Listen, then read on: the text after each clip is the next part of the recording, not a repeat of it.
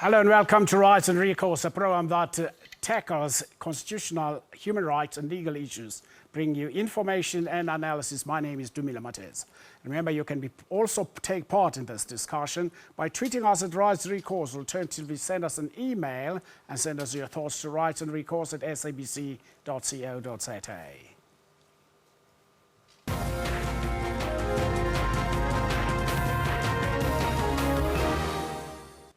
Events of the last year have reinstilled the confidence of the people of South Africa in the Constitution of the Republic of South Africa and the institutions that are supporting the Constitution.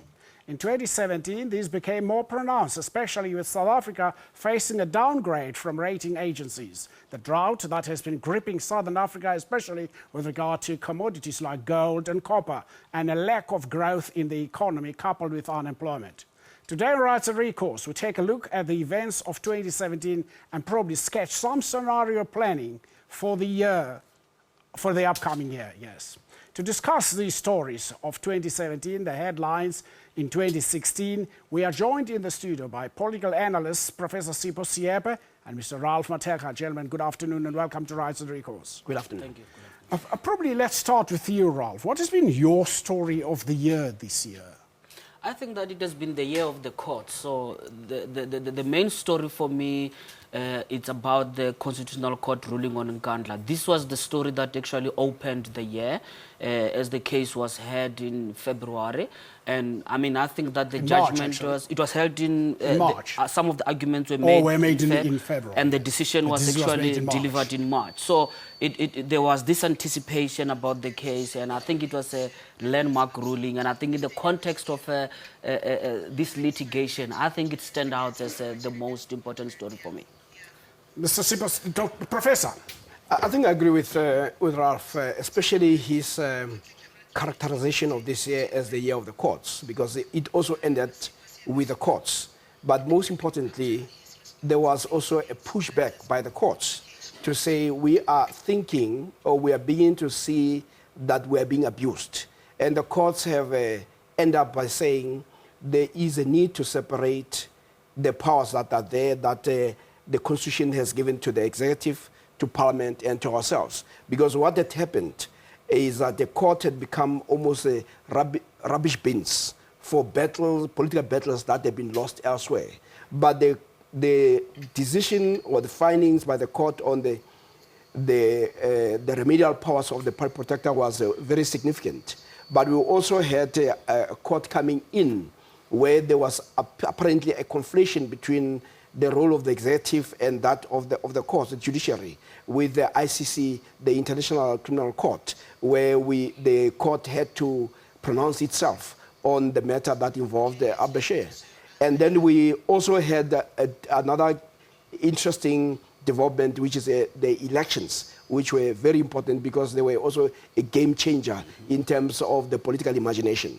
Well, we'll touch on all of those stories here, and one of the scathing judgments passed by the country's apex court this year is that of Nkandla saga. After long debates and counter-debates about whether or not President Jacob Zuma should be held liable and reimburse the public funds for some of the non-security upgrades at his private homestead, the Constitutional Court ruled that he should personally pay for the non-security features as recommended by the then public protector, Advocate Thuli Madonsela. Back the money! Pay back the money! Pay back! Compelling President Zuma to pay back the money as demanded by the EFF that launched the complaint at the Constitutional Court was not easy. At least 3 investigations carried out by the Minister of Police, the Parliamentary Ad Hoc Committee and the Department of Public Works to determine whether or not he was liable to pay back anything exonerated him of this responsibility. Central to this issue was the nature of public protectors' remedial actions, which Chief Justice Mogoeng said they were binding in nature. All the President was required to do was to comply. Arguably, he did, but only with a directive to report to the National Assembly. The President thus failed to uphold, defend, and respect the Constitution as the supreme law of the land. This failure is manifest from the substantial disregard for the remedial action taken against him by the public protector Well, I think one of the problems that came out of that judgment was not only the president was reprimanded by the Constitutional Court, but also Parliament, which raises the question whether does Parliament understand that South Africa is a constitutional democracy and not a parliamentary democracy?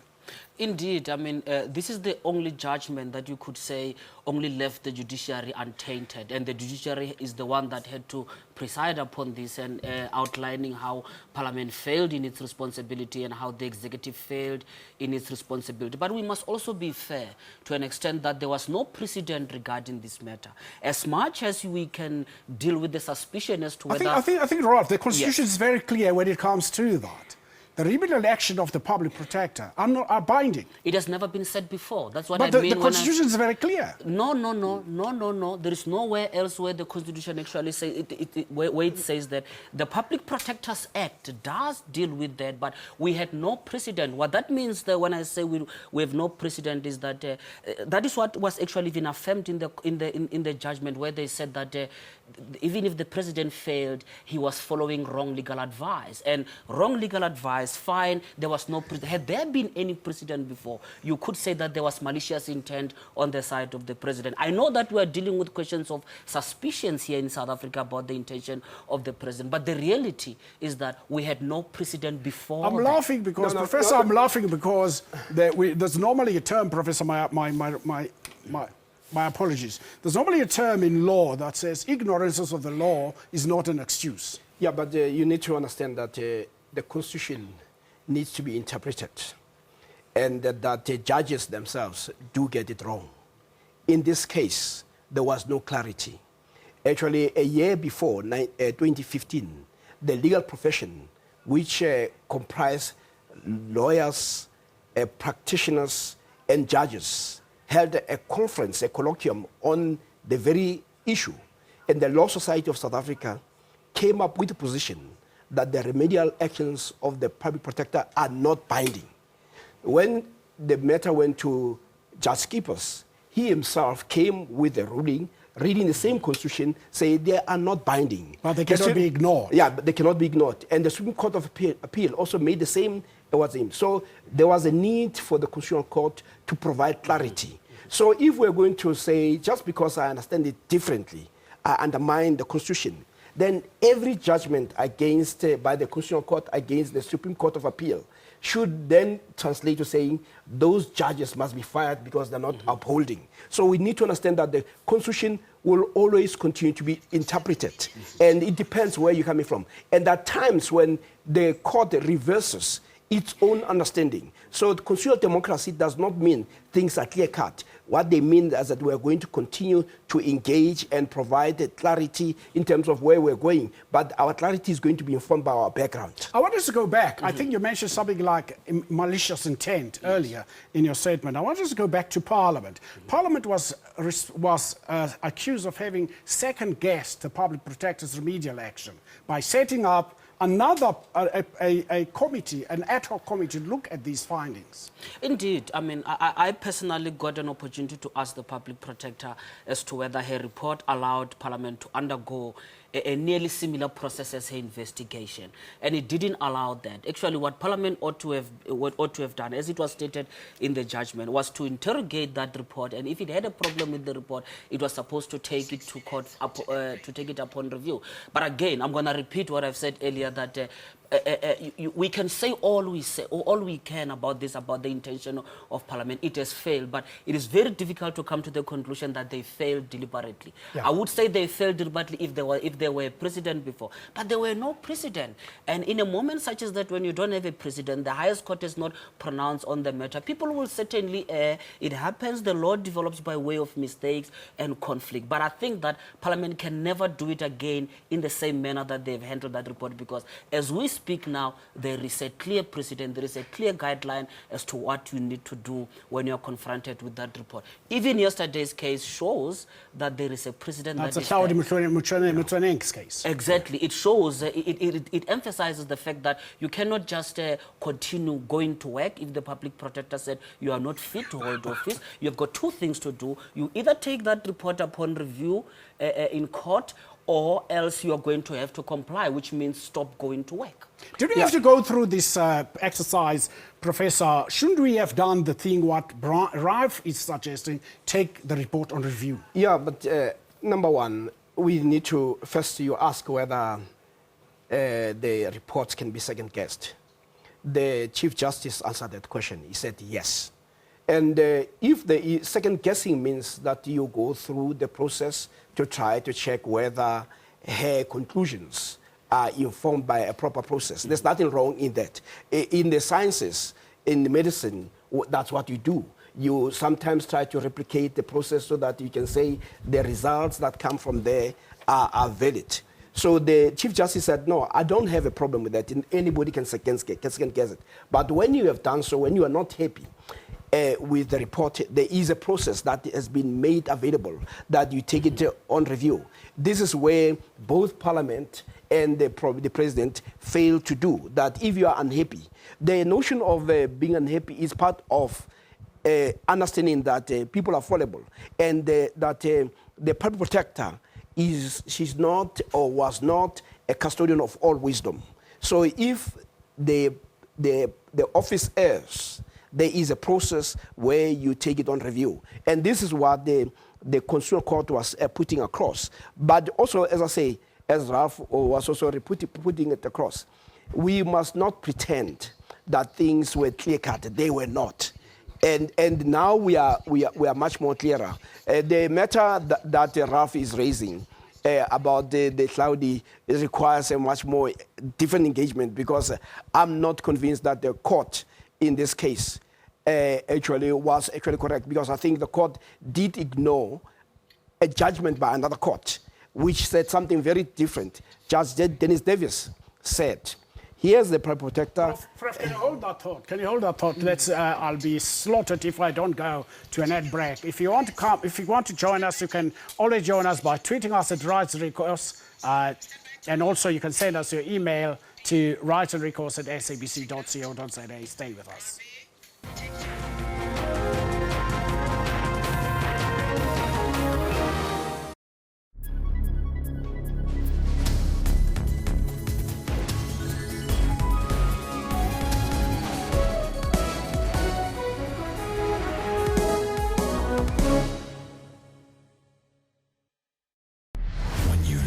Expect it, they'll appear magnificent. The lives, the souls, the OMG of the party, in all their glorious, well, glory. Ah, yes, we salute you, party comrade, with a bottle of Clipdrift brandy and a 6-pack of Savannah Dry or Light combo for just 160 Rand from Tops at Spa.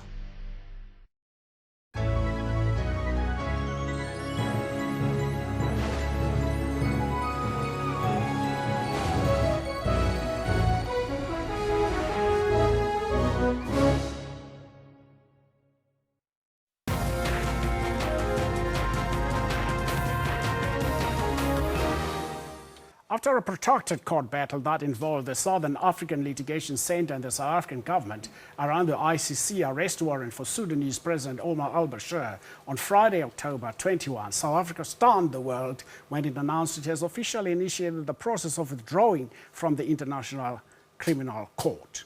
The idea of a mass pull-out of African states from the court has been hanging in the air for a few years now. The main point of contention has been the perceived bias of the court, which has made Africa, its work.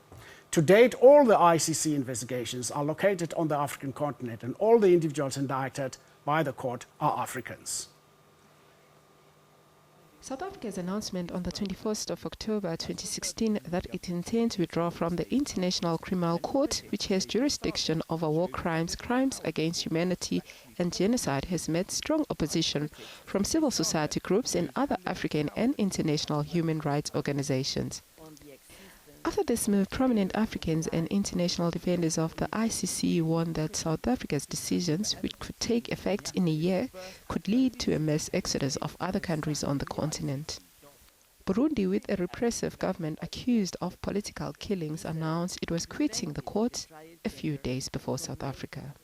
We have called this press conference to announce the decision taken by Cabinet on Wednesday, the 19th of October, 2016, in relation to the country's membership to the Rome Statute of the International Criminal Court and the pending appeal regarding Sudanese President Omar al-Bashir. The Republic of South Africa is a founder member of the African Union and plays an important role in resolving conflicts on the African continent and in encouraging the peaceful resolution of conflicts wherever they occur anywhere else in the world. In exercising its international relations with foreign countries, particularly with countries in which serious conflicts occur or have occurred, South Africa is hindered by the implementation of the Rome Statute of the International Criminal Court Act, number 2, and that's Act number 27 of 2002. This Act and the Rome Statute of the International Criminal Court compels South Africa to arrest persons who may enjoy diplomatic immunity under customary international law, but who are wanted by the International Criminal Court for genocide, crimes against humanity, and war crimes, and to surrender such persons to the International Criminal Court. South Africa has to do so even under circumstances where we are actively involved in promoting peace, stability, and dialogue in those countries. We wish to give effect to the rule of customary international law, which recognizes the diplomatic immunity of heads of state and others in order to effectively promote dialogue and the peaceful resolution of conflicts wherever they may occur, particularly on the African continent. This was another contentious issue, especially on the continent. And many people are asking the questions, how is Africa going to deal with the impunity of its leaders or the people of Africa if they are going to spurn international jurisprudence? Well, let's start by saying this was a self-created crisis. If al-Bashir had not come here, we would not be talking this issue. But it does not mean that the issues that have been raised by other countries are not unimportant. We talk about international justice, but we know that there isn't anything called international justice because you have countries that are very powerful that they do not subscribe to that concept. For instance, the countries like China, Russia, and the United States, who are also the countries with the power and authority to refer other countries to the ICC. They themselves are not signatories. So, what we also see is also the hypocrisy of even a number of these NGOs, that they would be more focused on African countries, but if you ask them that should we do the same thing with the US, with Britain, with Russia, with China, there will be mum around that. So the concerns are actually valid concerns. But the point that you are also raising is that we should not rush into a situation where there's impunity when it comes to the violation of human rights. So the question that needed to be raised to South Africa is, in the absence of this, are there mechanisms to make sure? But the issues are much more complicated. For instance, in this case, if we had arrested al-Bashir, we have over 700 soldiers. We'll go to that. We'll go to that. I'll come to that. But the question I want to ask is, for instance, the International Criminal Court, nobody has been held by the scruff of the neck and taken to go and told, you are going to sign the Rome Statute. It was something that was done freely by African countries. They went there in droves. Yeah. No, that's why I say this is a self-created crisis. We volunteered ourselves to be there, but you see, you cannot have it both ways. You can't want to be in every table, and when the food is not good, then you start complaining. Exactly. This is exactly what you're saying. I think that, we mishandled the al-Bashir issue. I don't think that the decision can be understood only in the context of al-Bashir. I think that there has been a setting concern across Africa about how the ICC tends to violate sovereignty within the continent. I believe that African countries have got the right, actually, to stand and say that we will not allow this instrument to undermine our sovereignty. But I find the argument that is being raised by African countries a little bit weak when they are saying that the USA and those other powerful Western powers are not part of this. Why should we be the ones subjected to this? I don't see America as setting the moral standard for African countries. I believe I think what they are talking about, Ralph, is the America, Russia, as Prof said earlier, America, Russia and China and other countries like the United Kingdom, which are signatories, are members of the Security Council. And according to the Rome Statute, the members of the Security Council can refer a case to the ICC, even if they are not signatories. And that's where the point is. Yes, I want to come to that. You have parallel universe regarding this international justice. First of all, Africa is not represented on the Security Council. And then you have Africa being subjected to this ICC, which is some form of a volunteer instrument. My concern here is that African countries, I think, they shouldn't withdraw out of this. They should actually try to use their presence there to negotiate for a better regime. I think they stand a good chance to negotiate for a better regime. In the same way they are doing with the Security Council. They should do it exactly by withdrawing, by South Africa leading the withdrawal from there. It's not going to help because, let's be honest, we don't have any equivalent instrument within the continent. If you show me satisfactory intention on the side of Africa to create a similar instrument, I will say pull out of that thing. But I'm not seeing that. And I think that is what we have. African countries should negotiate with that and also push the negotiation further to the Security Council. Which but there is, according to the statutes of the African Union, there is a court, an African court of People's Court of Justice and Human Rights, but only 27 countries have ratified that court, and there are no judges to sit on that court. That is where I'm saying that there is a problem. If you cannot demonstrate that you can have a better regional institution to deal with those issues, then you must stay within where you are and until you build a better institution. I think that I do understand and I empathize with African countries' concern about sovereignty. We know that, there is some level of validity that the ICC has been used to target African leaders. Disproportionately held to that instrument. And at the same time, the big powers within the Security Council don't want to subject themselves to that moral kind of bar. So Prof, I want us to move quickly. I want us to go to the area of whether South Africa did South Africa use the right instruments to effect the pull-out? No, I think, like I say, the manner in which they handled it was left much to be desired. But what we should also understand is that we're dealing with issues of complexity here. If South Africa had arrested al-Bashir, that would be a declaration of war. You would be pursuing that person, but at the same time, we who are involved in peace building in Sudan, we have soldiers there. Those soldiers would have actually been killed. So the issues should not be seen as from the comfort of somebody sitting in an air-conditioned room. Remember, even when people talk about retribution, justice and all that, we in this country chose a different path. If we are all about justice, then we should be hunting down all the people who were architects of apartheid, the very same people who are still alive today. But what we chose, given the challenge that the country faced, was to say, we'll acknowledge this, we want truth and reconciliation, and we'll build. So we cannot demand for others what we ourselves felt that the complexity of situations demanded something else. The question I was raising earlier, Prof, my apologies, was South Africa enacted the Roman Statute Act number 27 of 2002 to implement the Rome Statute. And now, for instance, I read that a letter was sent by the Minister of International Relations to the United Nations. It's an executive order. An executive order, according to Section 101 of the Constitution, can only be issued by the President. Yes. I mean, look, we can talk about the procedure, whether it was handled well, and I'm aware that the court contention on this is based on procedure. Let's look at the policy. I mean, if they are wrong in procedure, they can always go back and redo it properly.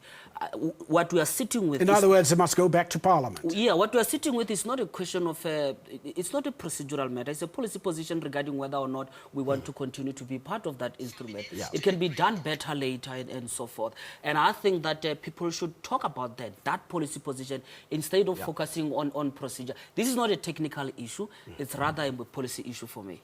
Prof? No, actually, I agree. It's a posture that you take, and once you have a position in the police position, procedure comes later. And the issue that is on the table, which is of our concern, is that we must act in a manner that does not encourage impunity to a violation of human rights. But at the same time, the sovereignty of countries is very important. And thirdly, we must also demand consistency in how the instruments are used, where the instruments are used to target and undermine certain people. And Africans have always been the subject of scrutiny, subjugation, colonization, and all But that. surely, there are all Prof, those it issues doesn't mean when you are a head of state, you can do what you do as you wish. No, that's... For instance, we've witnessed recently in the Gambia, the president loses his election, he decides, I'm not going to give up power. And this is the kind of things we're talking about. You can't. You've got to account for what you're doing. Yeah, the point that Ralph was raising, that we need to have also our own mechanisms that are credible, that will deal with that, because the issue is around impunity. We do not want the violators of human rights and the perpetrators of crimes against humanity to get scot-free. But at the same time, we must also be informed by the complexities, because life is not as simple as the text that you write. It imposes and it requires a judgment that will ultimately take you forward rather than to mire you in perpetual conflict. And when you listen to the former President Thabo Mbeki, he also holds the view that South African government was correct, precisely because he understands that what is most important for Africa is the peace and development. And if retribution stands against that, one must weigh the benefits, the cost-benefit analysis must actually be done. A few minutes, Ralph, on this. Yeah, this decision, in the long run, it might negatively impact South Africa's peacekeeping mission, because if you build a precedent that says that if you don't like things, you just withdraw, you don't work within those things, it will be quite difficult for South Africa to try to maintain that peacekeeping mission on the continent. Well, we will be discussing this issue for a long time to come, and the debate will go on as we await the decision of the High Court in Pretoria, and also when South Africa is going to do. If you'd like to join us in today's discussion, please tweet us at Recourse or email your thoughts to rights@sabc.co.za. Stay with us.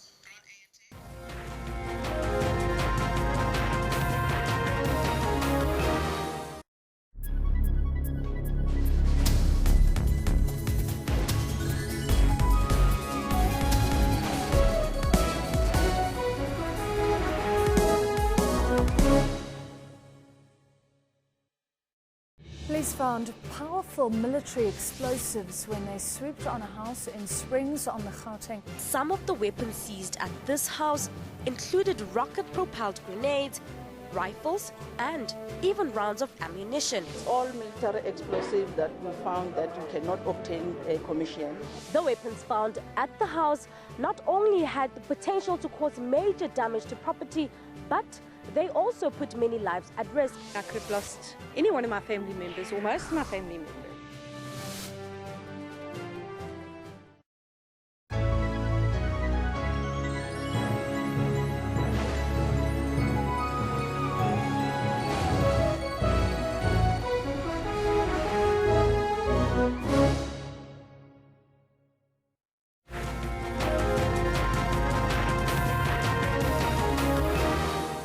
The 2016 local government elections will go down in history as the most competitive elections in the democratic South Africa.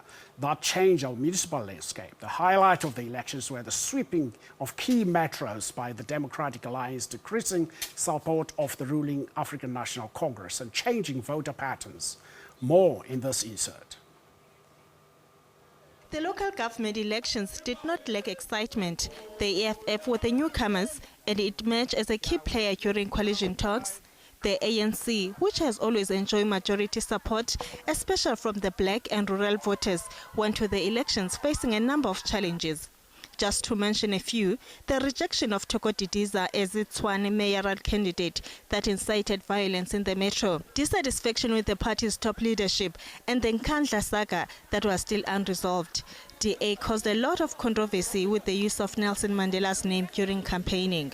The National Freedom Party, led by Ms. Zanele Makwaza Msibi, was disqualified from contesting the elections after failing to meet IEC deadline, leaving its supporters up for grabs by other parties. The elections were declared free and fair. However, as anticipated, there was no major winner and parties have to form coalitions.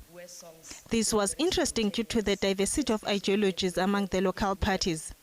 The new mayors recently finished their 100 days in office, and it remains to be seen if there will be improvement in service delivery. Well, gentlemen, that statement earlier, our opening statement leading to this insert around the elections, historic elections, local government elections, can we read anything if we compare that to national? Well, there's been significant shift in these elections, but we also shouldn't exaggerate what has happened. I think that if you look at the numbers actually, you realize that the narrative of the election has been surrounded or has been on the ANC. The ANC actually defined this election. They engaged in a suicide mission in Pretoria, actually, losing election.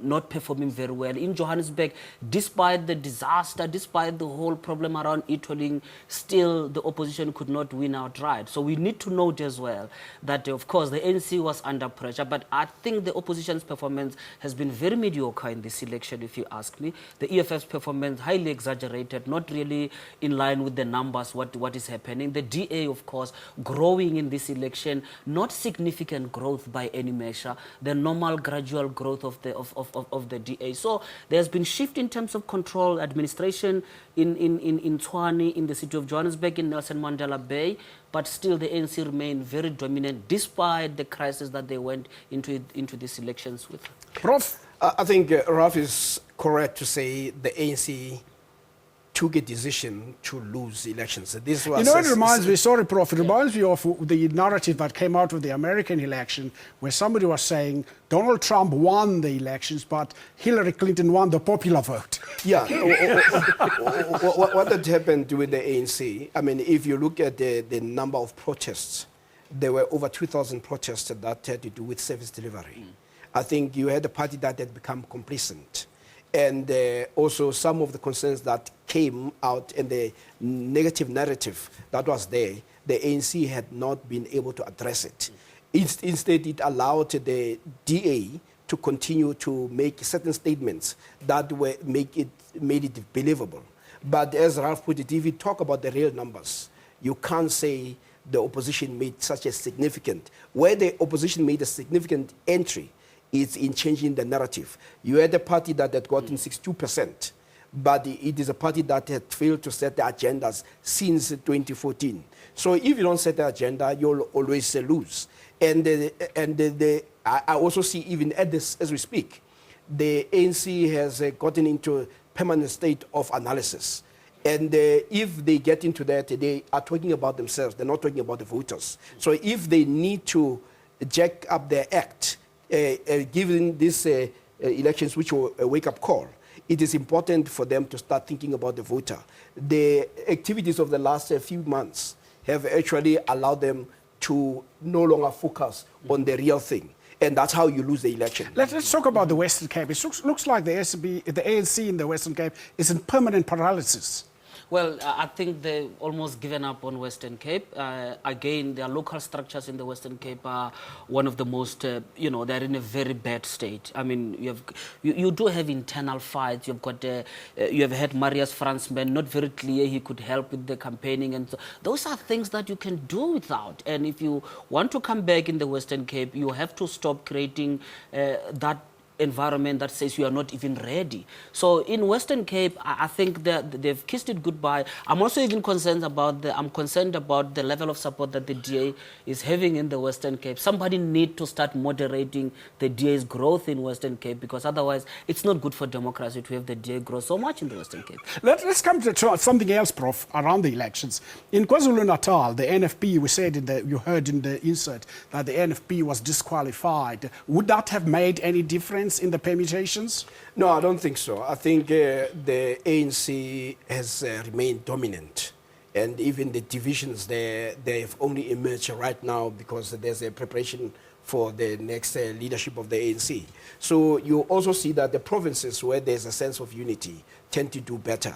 Even within the ANC, if you look at the divisions in Gauteng, is also what cost the ANC these elections. But what we tend to do, we always want to have a scapegoat, but a clear analysis. Even 2 weeks before the elections, in the local elections, you had a situation where there was a protest in Zandspruit.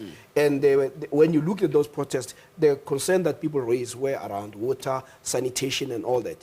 But there's been a tendency, and in terms of post-analysis, to try to limit our analysis to always looking for a scapegoat. And I think that does not help us in terms of, and does not even help the ANC. What do you mean by that? What do you mean looking for a scapegoat? No, I mean, if you take the issue of e-tolls, they overrate that. You just have to go and look at the protest and hear what people are saying. Yes, you had a group of society that was concerned about e-tolls, but when you go to the rural settings and all that, e-tolls did not come in. What comes out is that you have councillors that are arrogant, you have councillors that are not responsive, you have a government that fails to deliver. You can put a whole series of things that are responsible, but in the end, the ANC was not able to come up with a very strong narrative. Exactly, Prof. I fully agree with that, because I mean, if you have 60% of the election at national level, all you do is to react to the opposition's narrative. I mean, you get challenged by a party that has got less than 10%. There is something wrong within about your legitimacy to continue. If you cannot deal with the narrative, just like the manner in which the ANC seems to also be losing the narrative on, progressive agenda, on the Freedom Charter. I think if you ask some of the kids today, they might think the EFF wrote the Freedom Charter for that matter, because the ANC seems to be quite distant from that. It has lost the narrative to a point where they continue to have to push back against that. They don't set it, they react throughout time. The other thing, in the insert, it said these elections were dominated by coalitions. Can somebody say the opposition, the DA for this matter, has a foot in the door looking at 2019? Those coalitions don't work. I don't even call them coalitions. I call them some pay-as-you-go arrangement. Look at what's happening between the EFF and the DA within the city of Tshwane, for example. Look at what's happening in the city of Johannesburg as well. Each and every decision is being delayed. You've got to negotiate. And let's be honest. Isn't that what coalitions are all about?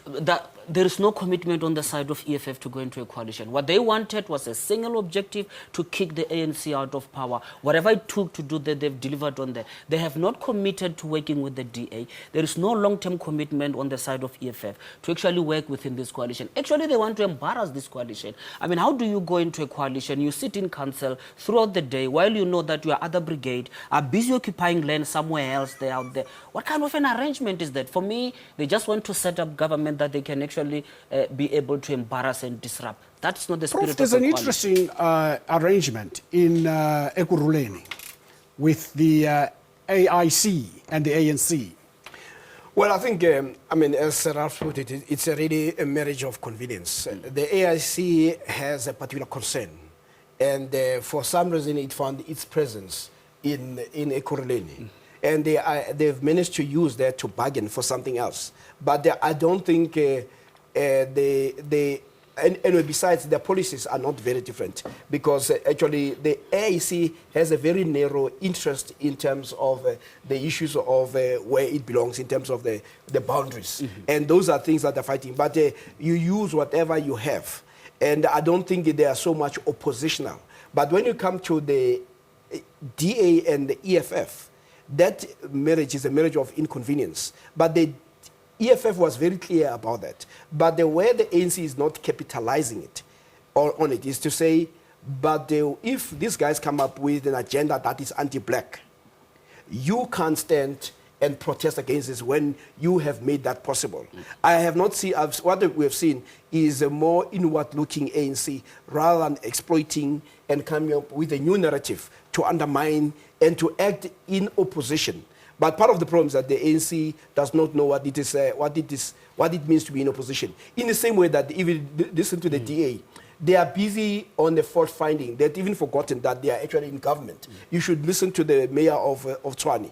Every time he gets into a public forum, it is all about what he has found against the ANC. It is not what we are going to do for the people. So, Prof, this is the governing party, the party that has been governing for a while, doesn't know that it's even in opposition, and we have the opposition that is in charge, is not even aware that I just wanted to it's touch on something else. I just wanted to touch on something. Is it that these elections demonstrated that the people on the ground understand exactly what they need from a local government? People do. People understand what they need from local government. They've moderated the mandate they've given to the ANC. People are negotiators. We tend to think that people are just voting on narrow interest and so forth. No, people are negotiators. People are aware that, look, the DA can actually fix what's happening on the street.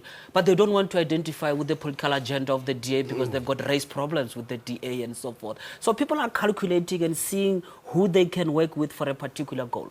Yeah. Well, if you'd like to join us in today's discussion, please tweet us at Rights Recourse. You can also email us at rightsandrecourse@sabc.co.za. Remember, next year we'll be looking at various issues, including one of surrogacy. Surrogacy is a very big thing in South Africa and around the world. And also euthanasia, another big one that we'll be looking at. You can send us your thoughts around those two. We'll be back after the break.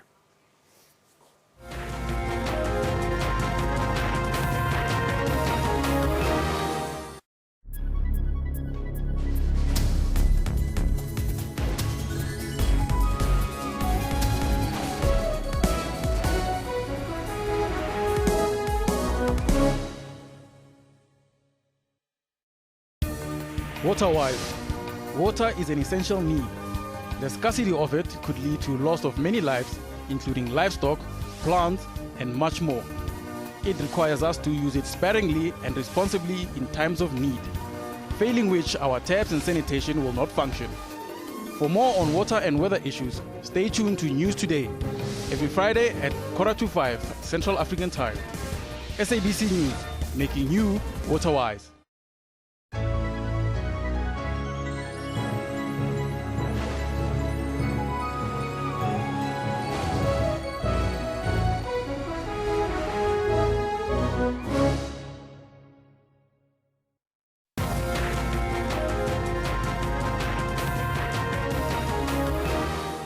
Shocking revelations by the Deputy Minister of Finance, Mcebisi Jonas, that he was offered the post of Finance Minister by the Gupta family to replace incumbent Nhlanhla Nene.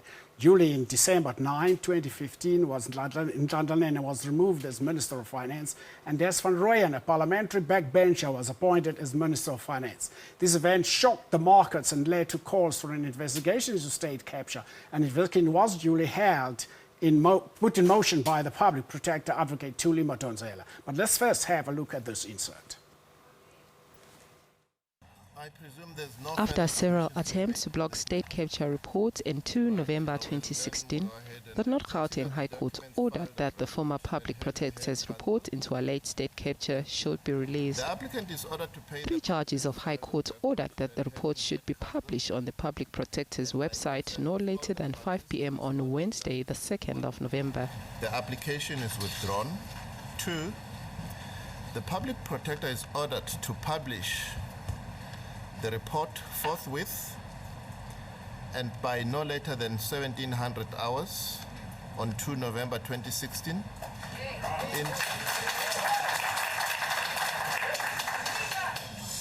including through publication on the public protector's website. 3, the applicant is ordered to pay the cost of the application on the attorney and client scale, including the cost of 2 counsel were so employed, including the costs of the public protector.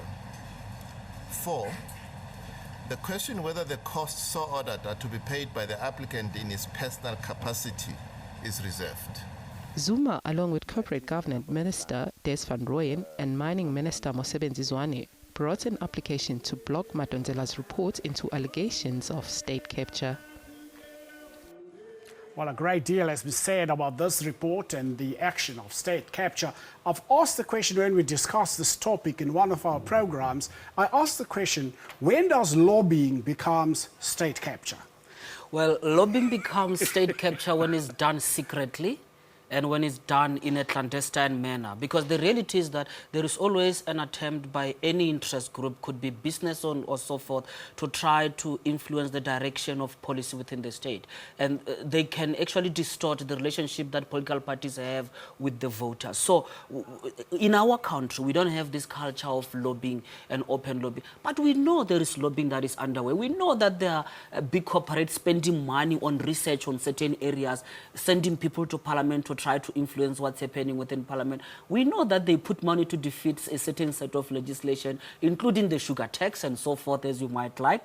So this has always been part and parcel of democracy. The problem is when you talk about the sugar tax, Ralph, are you talking about the fact that the IRR, the race relations report was paid for by Coca-Cola? Exactly. And if they, this comes down to the question we were talking about off air, about who sets the narrative in South Africa. Sure. If you have money, you can pay people actually to try to influence outcome of a policy or defeat a policy, and that can be called being an activist. You not only do you put money into that cause, you still have to put money on the media narrative on that.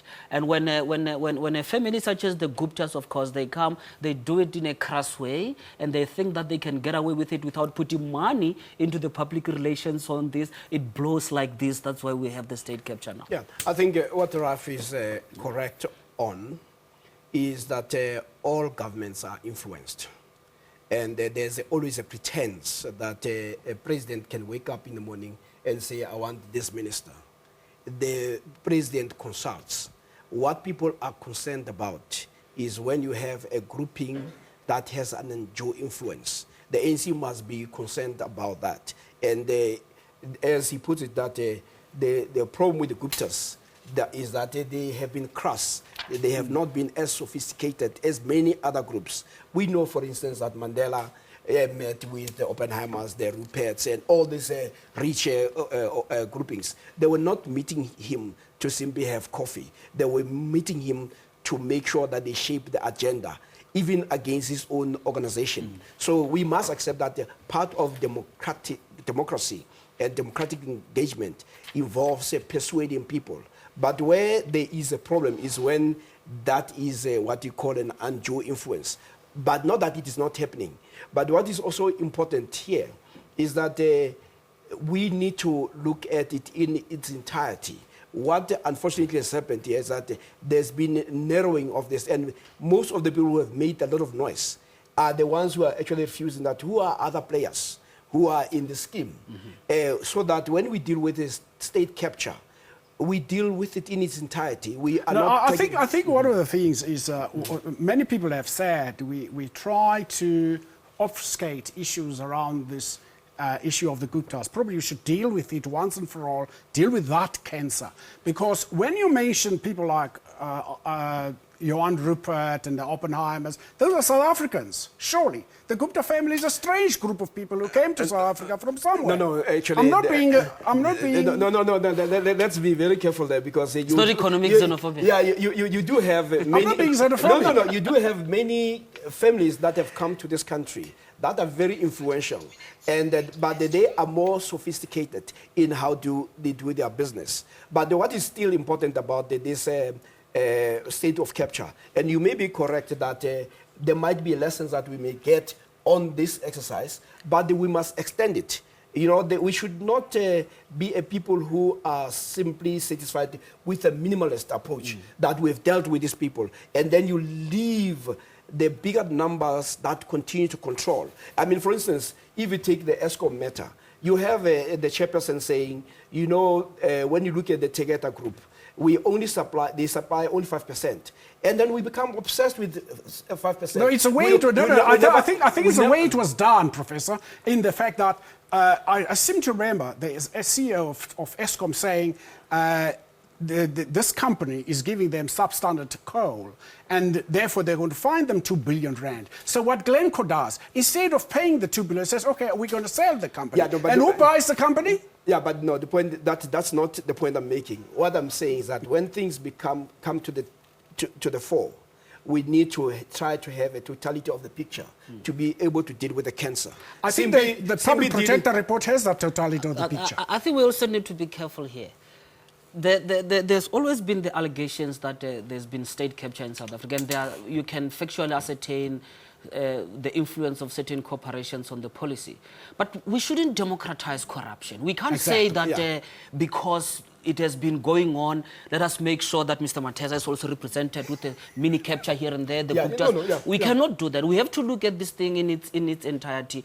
But there are specific transactions involving the Guptas that need to be dealt with. And I think they are being dealt with. And once we're dealing with that, we also need to look at the bigger structure to make sure that you don't actually go for the small-time capturers. I call the Gupta small-time capturers, given the fact that the ANC actually inherited the political system in which it doesn't have any economic command. That is a fact that they've acknowledged. Prof, you mentioned briefly about Eskom, but it's not only Eskom that's been captured. It looks like Transnet has been captured. The SABC has been captured by the Guptas. Yeah, this is why the SACP was correct to say if we really want to do justice, we actually, Ralph was saying, there is a tendency in this country that we tend to scrutinize those we dislike.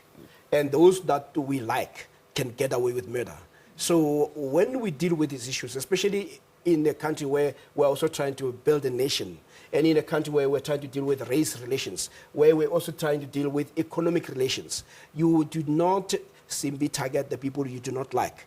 But it does not mean, as Ralph put it, you let them get away with it. You deal with them, and as I say, you might, after dealing with them, you might actually gain some lessons and insights so that you can deal with the bigger picture and the bigger fish. With the few minutes we have, there's also another case that is very important, that's in our face now, the parliamentary inquiry into the SABC board's fitness to hold office. That's a very big story, and I thought the SABC should be putting out news and not become news itself. It is a very big story, and listening to people testifying there, it's actually an acknowledgement that they've been failing in accountability, in exercising oversight for the past few years. Because I see people jumping ship now, and it has to be conveniently accepted that certainly they are morally righteous. They have perpetuated this. They need to own up to this.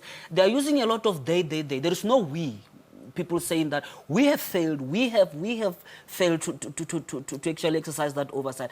There need to be a sense of ownership. What is happening at SABC cannot be attributed to one man or one woman. It is a systemic problem that needs to be dealt with entirely. And the board needs to go. Maybe even members of parliament, if they are really strong on this, they need to resign because they've failed. I think you're raising an important point, which somebody raised with me yesterday and said, in fact, the Portfolio Committee for Communications needs to account for what has happened in the SABC. Exactly. They need to account, and if they fail to account what we're seeing, the spectacle on television, I'm not so convinced because they have been, abetting this. The only honorable thing maybe they can do where I can look their side, it's when they leave and they resign that, you know what, I failed to exercise accountability, I failed to exercise oversight, and I'm taking responsibility out of this. This spectacle for me, it's just not enough. Yeah, actually, this is the nature of our behavior where people refuse to take accountability. You have members who are coming, and some have been jumping ship, and they're actually trying to say, look, we are holier than thou. But the question is that what has emerged is a failure of governance that has been taking place for some time. And even the MPs themselves, we must actually ask, where have they been all this time? When you see this sudden excitement and rigorous interrogation. But what is also interesting about this is it's also the inability for the members who are listening to start asking different questions. It's almost like they are saying, you guys who are coming before us are angels. There is no interrogation of what did you do, how did you make sure that you are also part of the solution, not part of the problem. So this is one of those things that are a challenge. But what is important is that at least we know the rot that has been taking place, but all of us who are associated with broadcasting should assume the blame, and the MPs are also part of the problem. Ralph, it's not only the SABC, the only parastatal or the state-owned enterprise that's in trouble. Petro SA is in trouble. SAA is in trouble. What is going on? You know, if the internal mechanism of political parties are not being respected by parties, remember, parties are a very strong agent in a democracy. If parties are weak internally, you cannot expect them to suddenly be democratic within the state institutions and make sure that things flow smoothly. We need to go back and interrogate our internal processes of the party. I don't only refer to the ANC. I'm referring to the EFF. I'm referring to the DA. We need to ask ourselves, are we getting quality political parties from these people? Is it what we deserve as a nation? We cannot say we leave it to themselves at a party level, but we demand a certain set of behavior from the same people when they're in government institution. Problems are bigger than that. I refuse to believe that the entire broadcasting organization has been held ransom by one man called Mutsweni. That is a very cheap excuse that I don't accept. Professor, quickly, my apologies. It's an election year for the ANC. What should we expect? Well, the ANC, the leadership of the ANC needs to find a way in which you modernize the organization. What I see emerging are factional groups that have selected certain people. What I would like to see is a situation where individuals tell us what they stand for. It is well and good to say so-and-so did this in the past, so-and-so did. But I would like them to chart a way forward to say, these are the challenges that the country is facing, these are the skills that I bring, and this is the vision that I have. At the moment, what we have is more factionalism playing itself with groupings, positioning. And what is also interesting about this, you hear, for instance, Nahaw saying, we want Cyril Ramaphosa, but we're not against Wazan. I would have thought that they would have actually said, these are the perspectives that these people have on the economy. And we think this one would better serve us, so that the best ideas are the ones that wins. But what we have here, it's more interest groups that are pushing certain people because they think they can, what's the word, those people can be captured. Ralph, quickly, very shortly, probably 30 seconds. The narrative has been ratings agencies in our economy, and our economy has not. What should we expect this year?